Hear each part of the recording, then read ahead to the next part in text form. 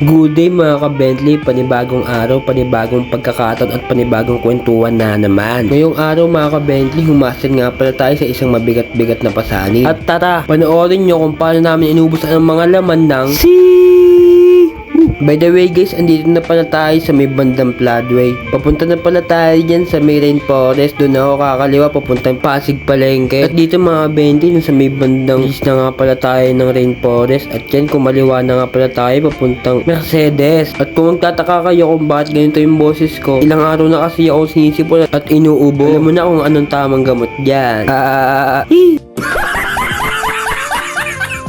Balaw! Back to reality, andito na pala tayo sa may intersection ng Mercedes. At boom! Andito na pala tayo sa may palengke ng Pasig. May ginagawa nga pala dito mga building mga ka-Bentley, kaya medyo traffic dito sa may City Hall ng Pasig. Di ko mahanap yung pinaka-location. Hirap. Pero malapit na tayo. Okay, kasamahan nyo ako. At bang! Andito na tayo sa may exact location. Pagdating ko dito guys, puro mga dambuhalan truck ang mga sumalubong sa akin. Yun. Tamang pahinga muna kami, pre.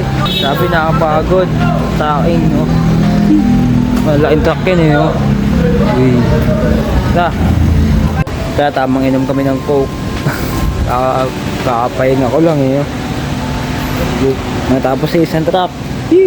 At pinakok nga kami nila bossing dito ng mga tropa. Sa part na yun guys, medyo nangalahati na kami sa aming mga karton na mga binubuhat. Kaya tamang pahinga muna ang mga karton boys. Babalik na kami. At dito guys, break time, kaya tamang FT muna ako. Sobrang nakaagutom talaga sa mga part na yun, kasi sobrang dami namin mga karton ng mga binuhat. Di ko din akalain na ganun kadami yung mga aming bubuhatin. At dito guys, nagpagpag muna ako ng damit kasi sobrang pawis na ng aking mga katawan. Kasi grabe talaga yung init sa loob ng truck. Di ko alam kung ilang wheeler yun eh. 15 o 16 wheeler. Grabe. At dito guys, sa part na to, paalis na yung unang aming truck na aming binuhat. At yun, dumating na ang pangalawang aming truck na bubuhatin. Esta yung mga karton na aming bubuhatin pala. Bang, ganyan kadami ang aming mga karton na binubuhat, pre. Yan, nangalahati na agad kami niyan. At dito guys, ginabi na nga pala kami, kaya bilis na namin yung pagbubuhat ng karton.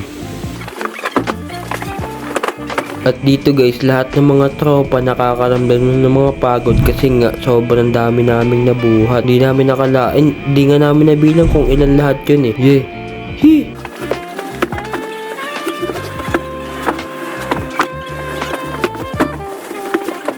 At dito guys, nagpahinga nga muna kami ng mga tropa kasi sobrang pagod na. At pina-FT nga muna pala kami nila bossing dyan ng pizza. Sa part na to guys, paalis na ang pangalawang truck na aming binuhat. Esta ang mga karton na aming binuhat. Sobrang nakapagod talaga yung araw na yan, pe. Salamat sa mga driver at natapos natin ang ating misyon.